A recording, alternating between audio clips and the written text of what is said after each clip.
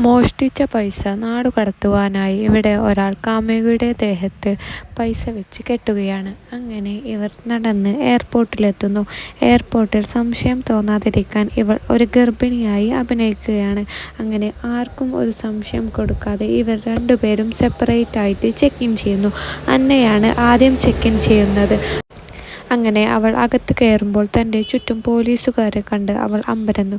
എങ്കിലും അവൾ അതൊന്നും മുഖത്ത് കാണിക്കാതെ നടന്നു നീങ്ങുമ്പോൾ ജാക്കിനെ പോലീസ് പിടിക്കുന്നു. പക്ഷേ അവൾ അത് ശ്രദ്ധിക്കാതെ ഒരു സംശയം തോന്നാത്ത രീതിയിൽ മുന്നോട്ട് പോവുകയാണ്.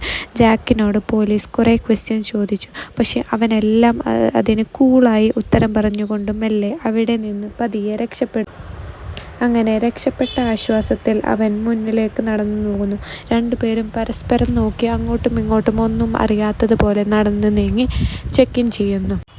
അങ്ങനെ ഇവർ മെറ്റൽ ഡിറ്റക്ടറിലൂടെ പാസ് ചെയ്യാൻ എത്തുന്നു. പക്ഷെ അന്ന പാസ് ചെയ്യുന്നതിൽ സൗണ്ട് ഉണ്ടാവുമ്പോൾ അവൾ അവളുടെ നെക്ലസ് ഊരി വെച്ച് വീണ്ടും പാസ് ചെയ്യുന്നു. പക്ഷെ അപ്പോൾ സൗണ്ടൊന്നും കേൾക്കുന്നില്ല. അങ്ങനെ ഇവർ രക്ഷപ്പെട്ടു എന്ന മട്ടിൽ ഫ്ലൈറ്റിൻ്റെ ഉള്ളിലേക്ക് കയറി രണ്ടുപേരും പരസ്പരം ഒരു ചിരി അങ്ങോട്ടും ഇങ്ങോട്ടും നൽകുന്നു. പക്ഷേ ഇതെല്ലാം കണ്ടുകൊണ്ട് പോലീസ് ആദ്യമേ അവരുടെ പിന്നിലുണ്ടെന്ന് അവർ അറിയുന്നേയില്ല. ഇതാണ് ഈ കഥ തുടരുന്നത്.